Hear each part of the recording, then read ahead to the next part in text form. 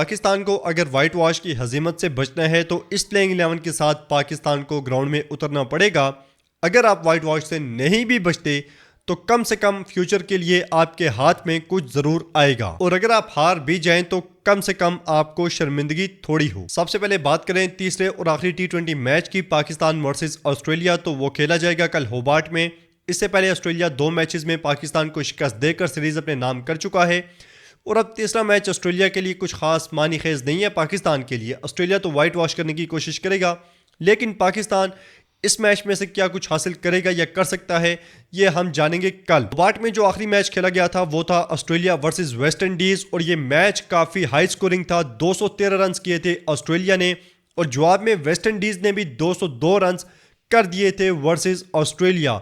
तो यहाँ पे जो रन्स थे वो काफ़ी ज़्यादा आए थे, और एक और चीज़ है कि स्पिनर्स के साथ यहाँ पे उतरना कुछ ज़्यादा सूदमंद साबित नहीं होता, और अक्सर टीम्स प्रेफर करती हैं कि वो फास्ट बॉलर्स के साथ ही ग्राउंड में उतरें। और इस चीज़ को देखते हुए हमें अरफात मिनाज तो कल के मैच में खेलते हुए नज़र नहीं आएंगे, वरना हम ये सोचते थे कि जितने यंगस्टर्स को आप खिला सकते हैं खिलाएं, लेकिन फिलहाल आप अरफात मिनाज को ना ही खिलाएं कल के मैच में तो वो बेहतर होगा। सबसे पहले बात करते हैं मोहम्मद रिजवान कैप्टन, और ये होंगे भी, जाहिर सी बात है, लेकिन आपको ड्रॉप करना पड़ेगा या तो बाबर आजम को या फिर सलमान अली आगा को, क्योंकि उस्मान खान को हम ड्रॉप नहीं कर सकते। पिछले मैच में उन्होंने 50 की है, और मोहम्मद रिजवान तो कैप्टन हैं। यहाँ पे मेरे ध्यान में बाबर आजम या सलमान अली आगा को आपको बिठाना पड़ेगा, क्योंकि बाबर आजम किंग हैं, तो आप उन्हें नहीं बिठाएंगे तो सलमान अली आगा को बिठाकर आपको वापस लाना पड़ेगा हसीबुल्लाह को। अगर आप बाबर आजम को बिठा देते हैं तो उसका आपको एक और एडवांटेज ये होगा कि हसीबुल्लाह की जो पोजीशन है ओपनिंग की, वहाँ पे वो ओपन भी कर सकते हैं। लेकिन मसला नहीं है,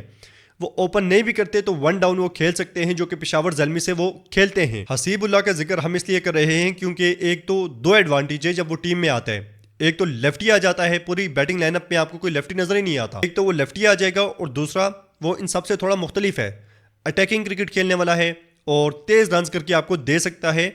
और जब मेरे ख्याल में स्लो भी खेलना पड़ेगा वो खेल सकते हैं, और अगर तेज छक्के चौके लगाने पड़ेंगे वो सलाहियत भी उसमें मौजूद है। बजाय कि आप एक ही तरह के 3-4 बैट्समैन लेकर T20 में चलें, उससे बेहतर है कि आप हसीबुल्लाह को चांस दें। अब अगर हम तफसील में देखें तो मोहम्मद रिजवान के साथ साहबजादा फरहान ओपनिंग करते हुए, 1 डाउन बाबर आजम या हसीबुल्लाह को होना मेरे ख्याल में उसका जो है वो हक बनता है, तो आपको उसे चांस देना चाहिए। चौथे नंबर पे हैं जी उस्मान खान, 5वें नंबर पे वही बात है, अगर बाबर खेलेंगे तो फिर सलमान अली आगा की जगह पे खेलेंगे हसीबुल्लाह।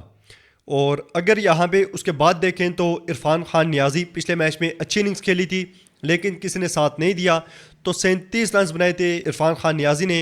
इन्हें भी यहाँ पे कंटिन्यू किया जाएगा, प्लेइंग 11 में रहेंगे। उसके बाद अब्बास अफरीदी को यकीनन टीम में होंगे, उसके बाद शाहीन शाह अफरीदी, उसके बाद नसीम शाह को आपको यहाँ पे ड्रॉप करना पड़ेगा।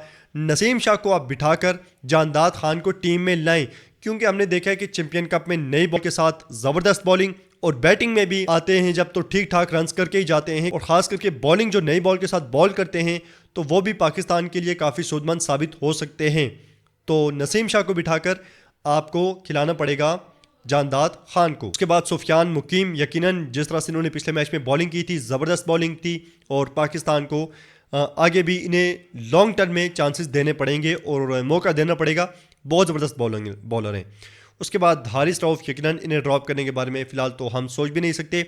तो 2 चेंजेस पाकिस्तान को करनी पड़ेंगी। हसीबुल्लाह को तो लाना पड़ेगा आपको, और साथ में जानदाद खान को आप चांस आप नहीं देंगे तो कब देंगे, मतलब बड़ा प्लेटफॉर्म है उनके लिए, और ऑस्ट्रेलिया में डेब्यू करेंगे, परफॉर्मेंस देते हैं तो उनका जो कॉन्फिडेंस है वो काफ़ी बढ़ जाएगा। और वर्सेस जिम्बाब्वे उसके बाद देखते हैं वो जाके क्या करते हैं, लेकिन फ़िलहाल पाकिस्तान को 2 चेंजेस लाजमी करनी पड़ेंगी।